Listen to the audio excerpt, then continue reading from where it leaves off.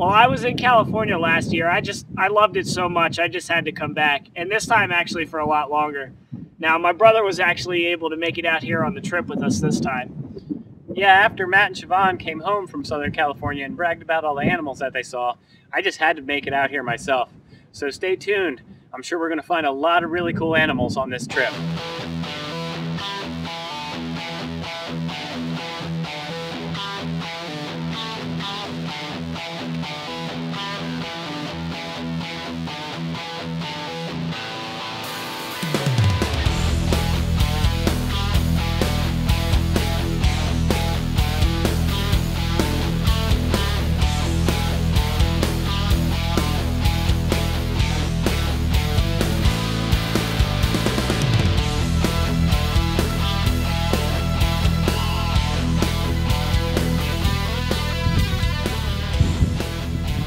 This is a Chuckwalla. This is a male Chuckwalla. We can tell the difference between males and females. The male is very dark and kind of rust colored, where the female is mostly a tannish gray brown. This is actually the second largest native lizard to the United States, and it lives out here in the deserts of southern North America. It's really a neat looking lizard. It's pretty good size. I didn't quite expect that. I would compare it to those people that are familiar with bearded dragons. It's kind of about as big as a bearded dragon, maybe a little bit bigger. They primarily eat the desert vegetation out here and spend most of their daytime hours, when it's not too extremely hot, basking on the rocks, thermoregulating.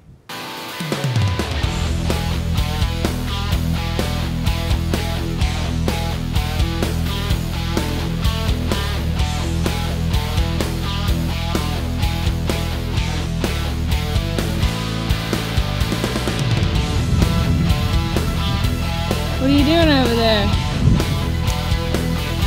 Trying to catch this lizard.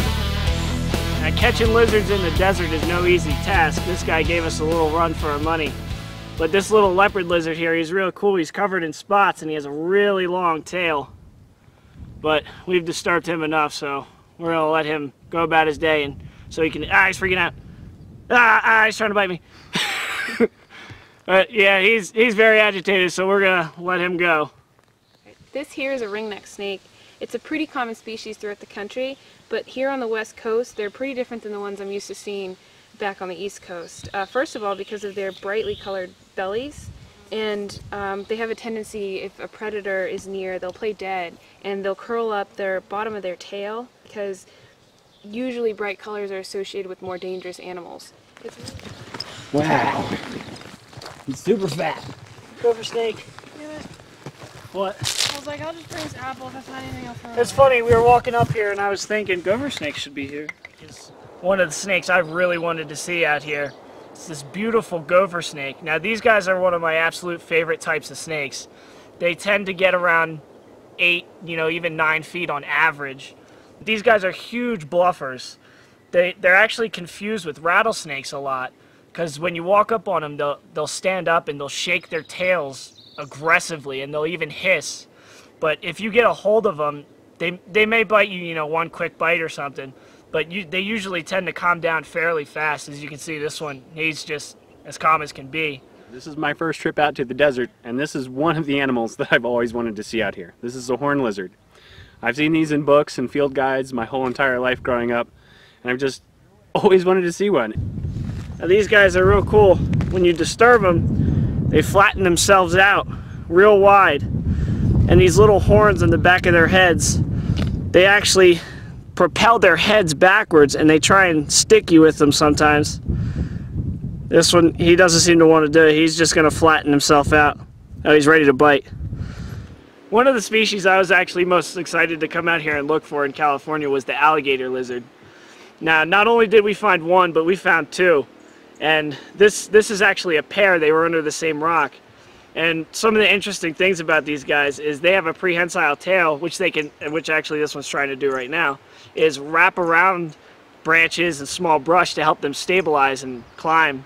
Now, one of these guys, the male particularly, I guess he wasn't too thrilled when we flipped him, because they're known to stand and defend themselves, and I'll tell you what, my thumb definitely knows that now, because he bit me a couple times.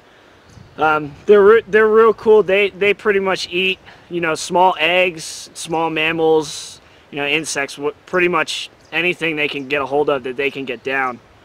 But these I'm just so thrilled we found these guys. They're so cool looking. But we're gonna go ahead and give them some space and let them go about their life.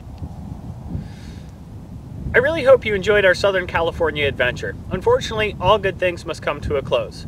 But in the meantime, stay tuned for more herping adventures, swing by our Facebook page at Camo Chair Productions, and be sure to follow us on YouTube at Sharing the Outdoors.